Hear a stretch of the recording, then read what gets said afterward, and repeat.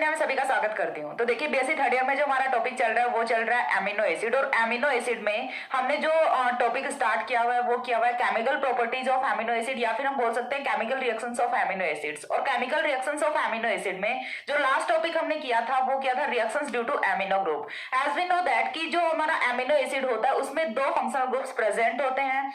एक जो है वो अपना कार्बोक्सिलिक ग्रुप होता है और दूसरा एमिनो ग्रुप होता है। तो दोनों फंक्शनल ग्रुप की वजह से होने वाली जो केमिकल रिएक्शंस है वो यहाँ पे डिफरेंट टाइप की होती हैं, जो कि मैंने प्रीवियस वीडियो में बताया था थोड़ा सा। और साथ ही मैंने एक्सप्लेन किया था reactions due to amino group, यानी कि एमिनो ग्रुप की वजह से होने वाली कौन कौन सी रिएक्शंस होती हैं वो हम कंप्लीट कर चुके हैं। उसके बाद जो हमारा सेकंड फंक्शनल ग्रुप आता है कार्बोक्सिलिक ग्रुप। कार्बोक्सिलिक ग्रुप की वजह से होने वाले जो रिएक्शंस है वो हम इस वीडियो में देखेंगे। तो एक एक करके स्टार्ट करते हैं। तो देखिए कार्बोक्सिलिक ग्रुप की यदि नेचर की बात करें, अगेन देखिए मैं यहाँ पे कोई भी सिंपल सा अपना ग्लाइसिन ही लिख देती हूँ।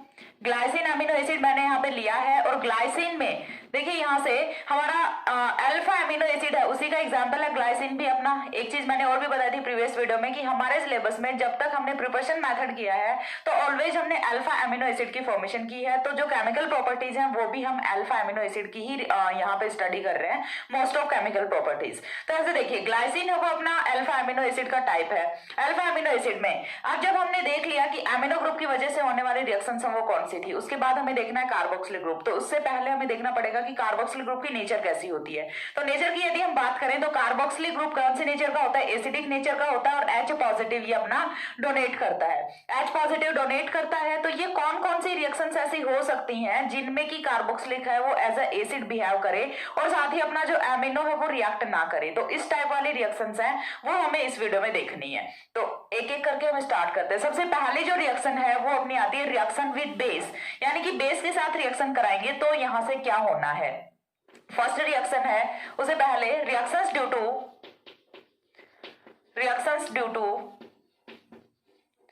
Carboxylic group. Reactions due to carboxylic group. Carboxylic group की वजह से होने वाले रिएक्शंस में जो सबसे पहली रिएक्शन अपनी आती है वो आती है यहां से reaction with base. Reaction with base. जब हमने एमिनो ग्रुप की वजह से होने वाली रिएक्शंस देखी थी तो उसमें हमने एक रिएक्शन देखी थी रिएक्शन विद एसिड। तो एसिड की रिएक्शन जब हम करा रहे थे तो यहां से कौन सा फंक्शनल ग्रुप रिएक्ट कर रहा था, एमिनो ग्रुप, जिसकी नेचर है बेसिक होती है। यानी कि यदि हम देखें मैनली तो रिएक्शन किसकी हुई थी, एसिड एंड बेस की रिएक्शन हुई थी और जिसका प्रोडक्ट यहाँ पे सॉल्ट की फॉर्मेशन हुई थी। सेम ही रिएक्शन यहाँ पे भी होनी है। इस बार हम बेस की रिएक्शन करा रहे हैं तो एमिनो एसिड का जो एसिडिक फंक्शनल ग्रुप है वो यहाँ पे रिएक्ट कर रहा है एंड अगेन वही रिएक्शन एसिड बेस रिएक्शन हो रही है जिसका प्रोडक्ट यहाँ पे सॉल्ट है वो हमें ऑब्टेन होता है। ठीक है, तो यहां से भी देखिए एग्जांपल है वो हम देखते हैं रिएक्शन का कि हमने यहाँ पे एलेनिन ले लिया, सबसे सिंपलेस्ट अपना जो एमिनो एसिड का एग्जांपल है वो मैंने यहाँ पे रख लिया। ठीक है, इसकी रिएक्शन है वो हमें किसके साथ करानी है, बेस के साथ करानी है। बेस कोई भी रख सकते हैं, जस्ट फॉर एग्जांपल मैंने यहाँ पे सोडियम हाइड्रोक्साइड रख लिया, पोटेशियम हाइड्रोक्साइड रख सकते हो या फिर और कोई बेस रख सकते हो। ठीक है, तो सबसे पहले मैंने यहाँ पे बेस रखा है वो कौन सा रखा है, सोडियम हाइड्रोक्साइड रखा है। जब सोडियम हाइड्रोक्साइड रिएक्ट करेगा तो ये एमिनो पे तो रिएक्ट करेगा नहीं, तो फिर दूसरी साइड है वो कौन सी बचती है अपनी, वो साइड अपनी बचती है यहाँ से एसिडिक, यानी कि ये वाला functional group, second functional group है, यहाँ पे रिएक्ट करेगा अपना बेस। और बेस का काम क्या होता है देखिए, ऑलवेज प्रोटॉन को एब्स्ट्रैक्ट करना। ये टूटेगा किसमें, Na पॉजिटिव OH नेगेटिव में टूटेगा। OH नेगेटिव हो यहां से ये वाला जो एसिडिक प्रोटॉन है इसे निकाल के लेके आता है और वाटर मॉलिक्यूल की फॉर्मेशन करता है। और वाटर मॉलिक्यूल की फॉर्मेशन होने के बाद यहां से sodium salt of amino acid है वो फॉर्म होता है। ठीक है, NH2 है वो अपना अनरिएक्टेड रहेगा, C double bond O negative Na positive, plus में क्या फॉर्म हुआ है, H2O फॉर्म हुआ है और ये यहां से अपना बना है sodium salt of amino acid. तो इस टाइप से जब एमिनो एसिड है वो किसी भी बेस के साथ रिएक्शन करता है तो ऑलवेज फॉर्मेशन किसकी होती है, सॉल्ट की फॉर्मेशन होती है। लेकिन यहाँ पे भी एक कंडीशन होती है कि जब जो हैवी बेसिस होते हैं, ठीक है, हैवी मेटल्स होते हैं, उनके जो बेसिस होते हैं वो यदि यहाँ पे रिएक्ट करते हैं तो किलेट फॉर्मेशन होती है यहाँ पे। क्यों, क्योंकि जो हैवी मेटल्स होती हैं उनकी किलेट फॉर्मेशन की टेंडेंसी होती है, वो किलेट की फॉर्मेशन कर सकते हैं। तो जब भी हम एमिनो एसिड की रिएक्शन किसी भी हैवी मेटल के बेस के साथ कराते हैं तो यहाँ से किलेट जो अपना कॉम्प्लेक्स होता है उसकी फॉर्मेशन होती है। एंड जस्ट फॉर एग्जाम्पल हमने यहाँ पे रिएक्शन है वो ली है, सेकेंड एग्जाम्पल है वो मैं यहाँ पे लिख रही हूँ, reaction of glycine and copper oxide. Reaction of glycine and copper oxide, और इस वाले जो रिएक्शन का प्रोडक्ट है वो यहां से कुछ इस टाइप से फॉर्म होता है। किलेट कॉम्प्लेक्स है वो यहां से फॉर्म हो रहा होता है, NH2 CS2 C double bond O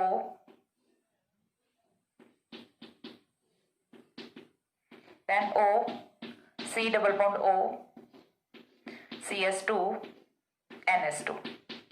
ठीक है, तो इस टाइप से यहां से किलेट कॉम्प्लेक्स है वो फॉर्म होता है। और किलेट क्या होते हैं ये तो ऑब्वियसली आप लोग जानते होंगे, क्यों? क्योंकि coordination chemistry BSc second year में सारे लोग बहुत ही अच्छे से पढ़ के आए होते हैं, तो उन्हें पता होता है कि किलेट क्या होता है। और नहीं भी पता है तो जाके पढ़िएगा, कुछ तो खुद से भी किया करो। ठीक है, तो ये यहां से देखिए इस टाइप से जब हम ग्लाइसिन और कॉपर ऑक्साइड की रिएक्शन कराते हैं तो यहाँ से कॉपर हैवी मेटल होने की वजह से किलेट कॉम्प्लेक्स की फॉर्मेशन होती है जो कि डार्क ब्लू कलर का होता है। ठीक है, ये वाला डार्क ब्लू कलर का कॉम्प्लेक्स है ये फॉर्म होता है। साथ ही एक चीज और कि ये बीएससी थर्ड ईयर की प्रैक्टिकल एग्जामिनेशन में भी पूछा जाता है, ये वाला आपको क्रिस्टल फॉर्मेशन करनी होती है, निडल शैप्ड डार्क ब्लू कलर के क्रिस्टल हम वो यहाँ से ऑब्टेन होते हैं। ठीक है, तो ये वाला है, ये प्रैक्टिकल में भी पूछा जाता है, ग्लाइसिन और कॉपर ऑक्साइड की रिएक्शन वाला, यहाँ से आपको डार्क ब्लू कलर के क्रिस्टल्स हम वो ऑब्टेन होते हैं, तो काफी इंपॉर्टेंट है ये वाली रिएक्शन।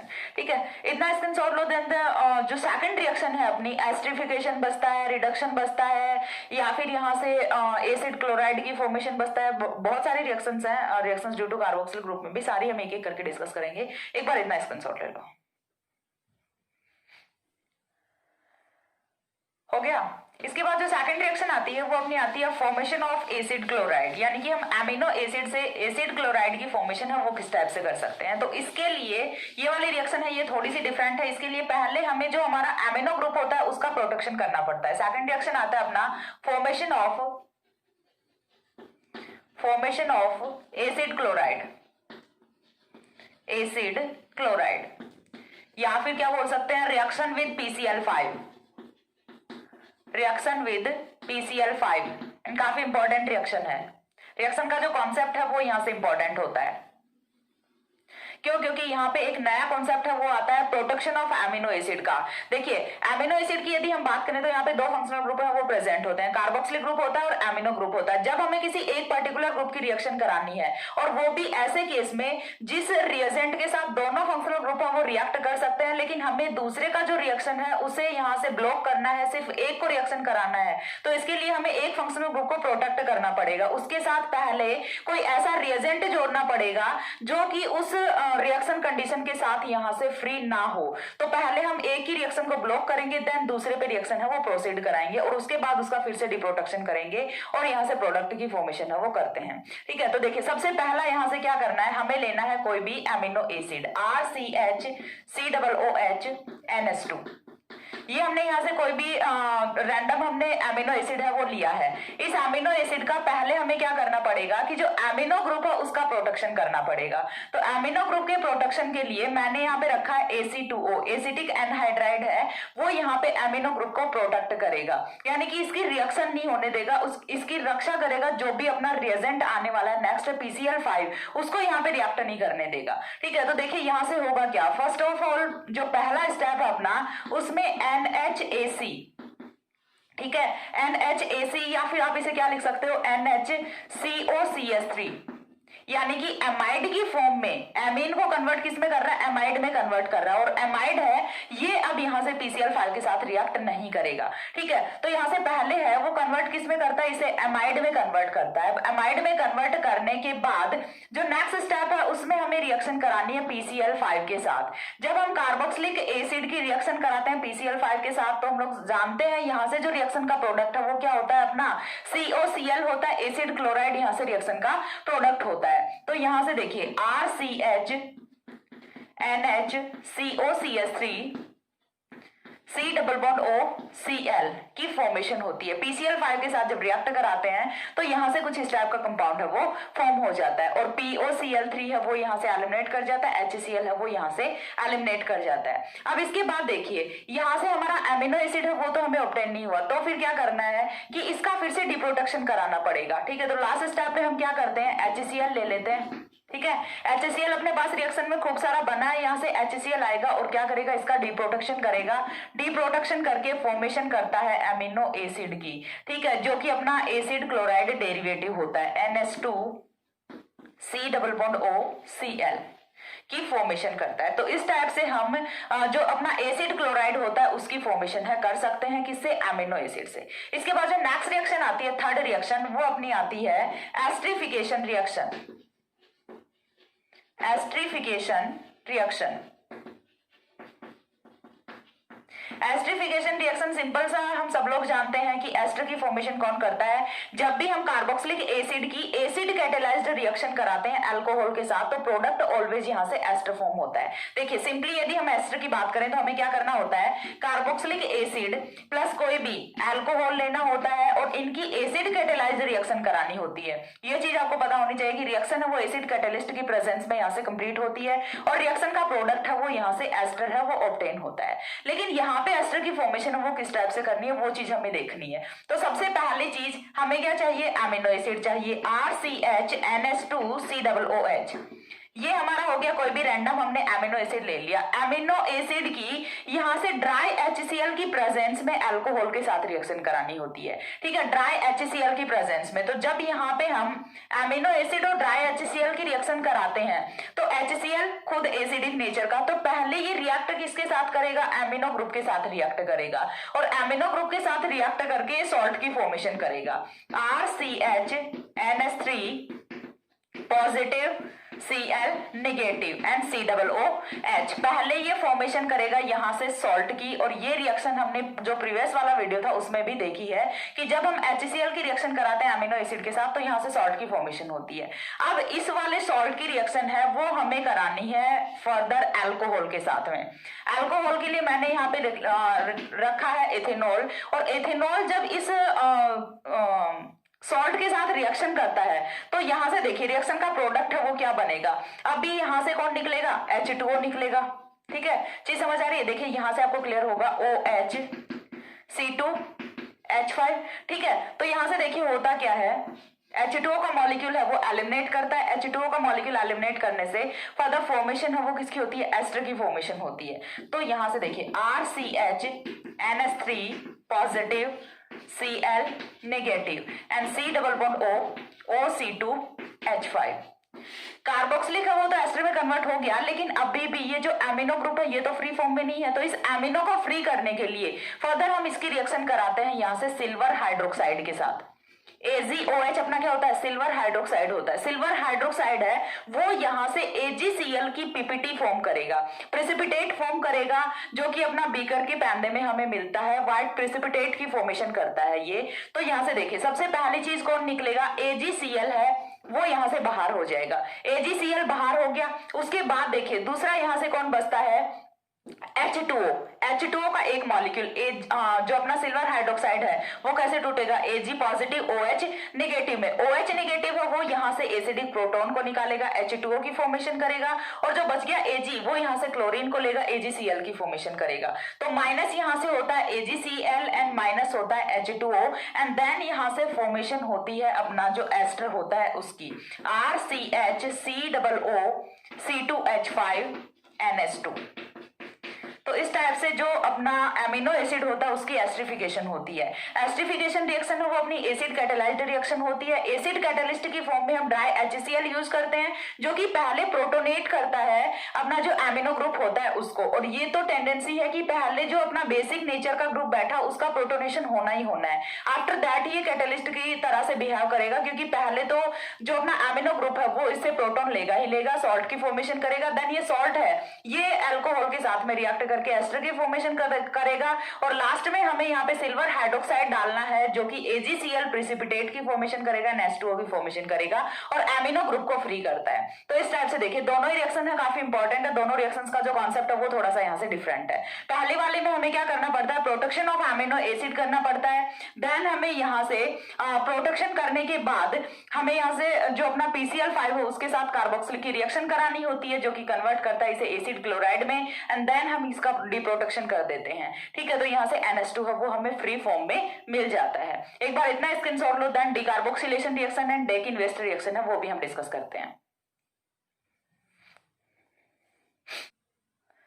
हो गया। इसके बाद देखिए जो नेक्स्ट रिएक्शन है वो अपनी आती है डीकार्बोक्सिलेशन रिएक्शन। डीकार्बोक्सिलेशन जिस टाइप से हमने डीएमिनेशन रिएक्शन किया था उसी तरह से यहाँ पे डीकार्बोक्सिलेशन रिएक्शन है वो भी हो सकती है। एंड ड्राइविंग फोर्स जो है रिएक्शन का वो यहाँ से क्या होगा, सेम ही होगा, इवोल्यूशन ऑफ गैसियस मॉलिक्यूल। तो डीएमिनेशन रिएक्शन है वो भी हमने की थी, तो सिमिलर वे में हम यहाँ से जो डीकार्बोक्सिलेशन रिएक्शन है वो भी कर सकते हैं। यानी कि एमिनो एसिड होते हैं उनको यदि सुटेबल कंडीशंस प्रोवाइड कराई जाए तो वो अमोनिया गैस भी रिलीज कर सकते हैं और वो कार्बोक्सिलिक कार्बन डाइऑक्साइड गैस है वो भी रिलीज कर सकते हैं। तो डीकार्बोक्सिलेशन रिएक्शन में सिंपल सा ये चीज तो कंफर्म है कि यहाँ से एलिमिनेशन है वो किसका होना है, CO2 गैस का होना है।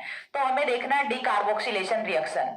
डीकार्बोक्सिलेशन रिएक्शन है वो अपनी दो कंडीशंस में यहां से हो सकती है। एक कंडीशन जब हम इसकी रिएक्शन कराएं, एमिनो एसिड की रिएक्शन कराएं, ड्राई डिस्टिलेशन रिएक्शन कराएं, या फिर हम एमिनो एसिड की रिएक्शन है वो कराएं बेरियम हाइड्रोक्साइड के साथ, तो दोनों ही कंडीशन में यहां से डीकार्बोक्सिलेशन रिएक्शन है वो प्रोसीड करती है। एक एक करके एग्जाम्पल देख लेते हैं। अगेन मैंने यहाँ पे रखा है RCH COOH ठीक है, COOH। यहां से हमें जो कार्बन डाइऑक्साइड गैस है उसे एलिमिनेट करना है, तो इसे मैंने कुछ इस टाइप से लिख दिया है। अब सिंपल सा है, देखिए यहां से रिएक्शन का प्रोडक्ट है वो क्या बनेगा, यहां से इतना CO2 का मॉलिक्यूल निकाल दो, जो बच गया वही रिएक्शन का प्रोडक्ट होगा। यानी कि डीकार्बोक्सिलेशन रिएक्शन का जो प्रोडक्ट है अमीनो एसिड का वो यहाँ से प्राइमरी एमीन्स होते हैं।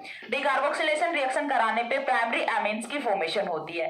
मैंने बताया कि दो टाइप से हम यहाँ पे रिएक्शन करा सकते हैं। पहली रिएक्शन है वो हम करा सकते हैं बेरियम हाइड्रोक्साइड के साथ में, BaOH का ट्वाइस जब हम लेते हैं यहाँ से बेरियम हाइड्रोक्साइड की प्रेजेंस में, जब अमीनो एसिड को रिएक्ट कराया जाता है, हीट किया जाता है, तो यहाँ से जो रिएक्शन का प्रोडक्ट है वो कुछ इस टाइप से फॉर्म होता है, RCH2NH2 प्लस BaCO3। ठीक है, यानी कि यहाँ से बेरियम कार्बोनेट है वो फ्री होता है। बेसिकली यदि देखें तो कौन गया है, यहाँ से CO2 गया है और यहाँ से कौन, यहाँ से एक H2O का मॉलिक्यूल फ्री होता है एंड साथ में BaO बचता है, BaO के साथ में गया CO2, कौन बना, BaCO3, बेरियम कार्बोनेट की फॉर्मेशन होती है एंड यहाँ से 1 डिग्री अमीन की फॉर्मेशन है वो हो जाती है। तो एक तो यहाँ से जो अपना डीकार्बोक्सिलेशन का मेथड है वो ये होता है। दूसरा हम यहाँ से क्या कर सकते हैं, ड्राई डिस्टिलेशन कर सकते हैं। ड्राई डिस्टिलेशन रिएक्शन, शुष्क आसवन जो मिलता है उसी को हम क्या बोलते हैं, ड्राई डिस्टिलेशन रिएक्शन बोलते हैं। तो ड्राई डिस्टिलेशन में यहां से क्या होता है, रिएक्शन का जो प्रोडक्ट है वो यहां से भी सिमिलर ही ऑब्टेन होता है, that is of 1 degree amine and 1 degree amine के साथ में यहाँ से CO2 गैस है वो इवॉल्व होती है। ठीक है, CO2 गैस है वो यहाँ से एलिमिनेट करती है। तो ये अपनी होती है डीकार्बोक्सिलेशन रिएक्शन। डीकार्बोक्सिलेशन रिएक्शन में दो कंडीशंस में करा सकते हैं, ड्राई डिस्टिलेशन करा सकते हैं, बेरियम हाइड्रोक्साइड के साथ रिएक्शन करा सकते हैं। बेरियम हाइड्रोक्साइड के साथ रिएक्शन करेगा तो यहाँ से बेरियम कार्बोनेट फ्री होता है एंड यदि ड्राई डिस्टिलेशन कराते हैं तो यहाँ से CO2 गैस है उसका एलिमिनेशन होता है। इसके बाद जो नेक्स्ट रिएक्शन आती है अपनी वो आती है रिडक्शन। फिफ्थ रिएक्शन है वो है रिडक्शन रिएक्शन। नंबरिंग थोड़ा बहुत इधर उधर हो भी जाती है तो वो आप खुद से मैनेज कर लिया करो।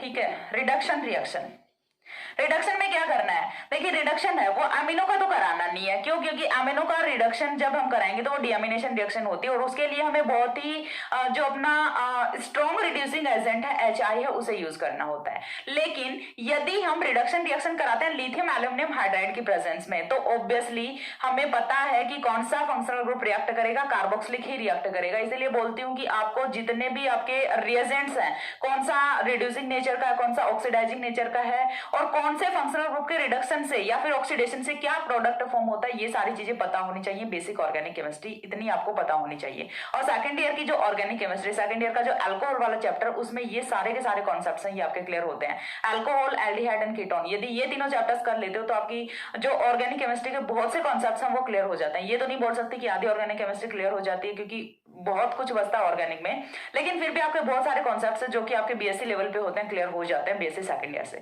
ठीक है, तो इसके बाद देखिए हमें देखना है रिडक्शन रिएक्शन। तो रिडक्शन में लेना क्या है, RCH NH2, एमिनो एसिड आप कोई भी रख सकते हैं, COOH एंड इसका रिडक्शन है वो कराना होता है लिथियम एल्यूमिनियम हाइड्राइड की प्रेजेंस में। लिथियम एल्यूमिनियम हाइड्राइड की प्रेजेंस में जब रिडक्शन कराते हैं तो ये चीज आपको पता होनी चाहिए कि carboxylic acid after reduction formation करता है अल्कोहल की।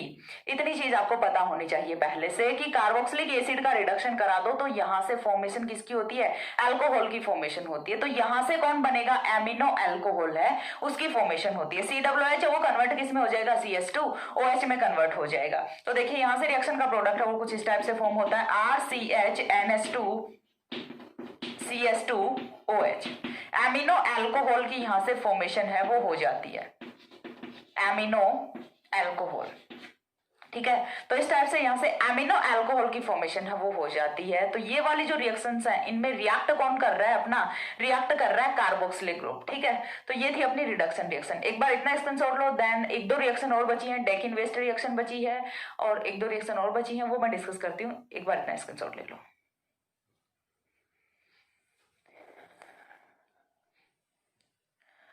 हो गया।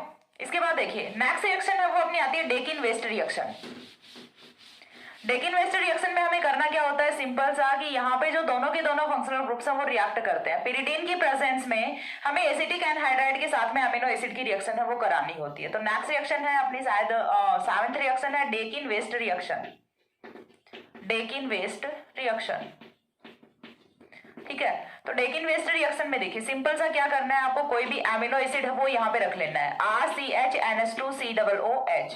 ये हमने कोई भी अमीनो एसिड रखा है। अमीनो एसिड की रिएक्शन है वो हमें किसके साथ करानी है, AC2O, acetic anhydride. Acetic anhydride को आप इस टाइप से भी लिख सकते हैं CS3CO का होल ट्वाइस O, या फिर AC2O लिखो। दोनों ही चीजें क्या होती है, एसिटिक एनहाइड्राइड होती है। रिएक्शन किसकी प्रेजेंस में करानी है, पिरिडीन बेस की प्रेजेंस में रिएक्शन करानी है। पिरिडीन बेस की प्रेजेंस में जब आप रिएक्शन कराते हो तो यहाँ से जो रिएक्शन का प्रोडक्ट है वो अल्फा एसिटामाइड की फॉर्मेशन होती है, NHCOCS3, एंड साथ में CO रिएक्ट कर रहा है और जो हमारा कार्बोक्सिलिक ग्रुप है वो भी रिएक्ट कर रहा है। कार्बोक्सिलिक है वो कन्वर्ट किस में हो रहा है, कीटोन में कन्वर्ट हो रहा है, एंड जो एमिनो वो किस में कन्वर्ट हो रहा है, एमाइड में कन्वर्ट हो रहा है। तो यहाँ से अल्फा एसिटामिडो कीटोन की फॉर्मेशन होती है, ठीक है। अल्फा एसिटामिडो कीटोन की यहाँ से फॉर्मेशन होती है। तो देखिए यहाँ से ये वाला अपना कीटोनिक कार्बन, कीटोनिक कार्बन से नेक्स्ट है अल्फा कार्बन, और अल्फा पे कौन प्रेजेंट है, एसिटामाइड प्रेजेंट है। तो यहाँ से अल्फा एसिटामिडो कीटोन की फॉर्मेशन है वो हो जाती है। इसके बाद जो नेक्स्ट रिएक्शन है अपनी last reaction, Sorensen formol titration, Sorensen formol titration काफी यूजफुल रिएक्शन है।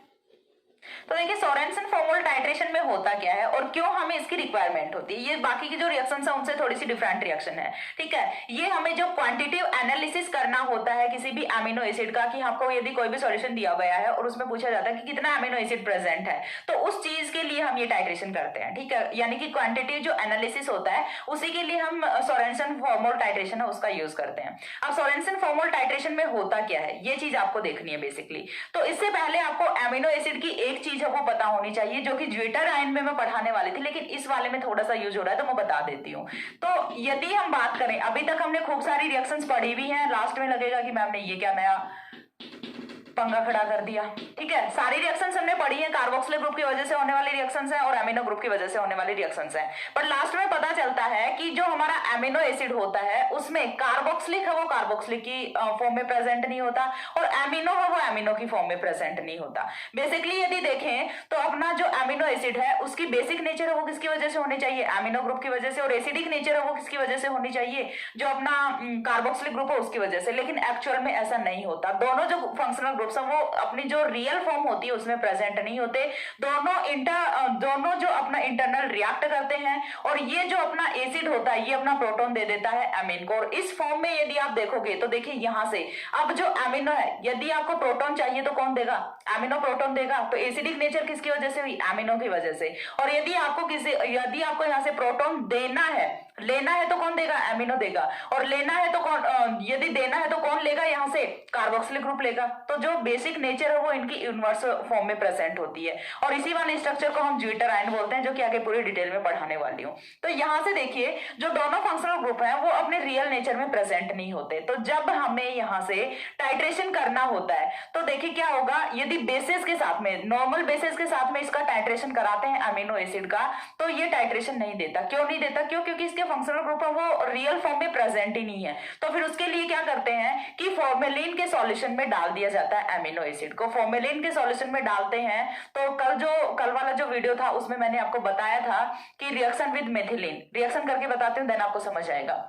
ठीक है, हमें क्या करना है कि रिएक्शन है जो हमारा एमिनो एसिड है CS2NH2 COOH, ग्लाइसिन है, ग्लाइसिन की रिएक्शन है वो किसके साथ करानी होती है, HCHO फॉर्मेल्डिहाइड के साथ रिएक्शन करानी होती है, यानी कि फॉर्मेलिन के सॉल्यूशन में डाला जाता है एमिनो एसिड को, तो यहां से फॉर्मेशन होती है CS2COOH and double bond CS2, यानी कि मिथिलीन ग्लाइसिन की फॉर्मेशन होती है। ठीक है, मिथिलीन ग्लाइसिन की यहां से फॉर्मेशन होती है। और अब जो यहां से मिथिलीन ग्लाइसिन बना है इसका क्वांटिटिव एनालिसिस करके हम पता लगा सकते हैं कि हमारा जो एमिनो एसिड था वो कितना था। यहां से हम क्वांटिटिव एनालिसिस है वो कर सकते हैं। यदि आप कोई भी अदर बेस लेके और इसका क्वांटिटिव एनालिसिस करना चाहोगे तो नहीं होगा, क्यों? क्योंकि यहाँ पे जो कार्बोक्सिलिक ग्रुप है वो एसिड की फॉर्म में प्रेजेंट ही नहीं है, तो बेस के साथ इसका क्वांटिटिव एनालिसिस है वो नहीं किया जा सकता।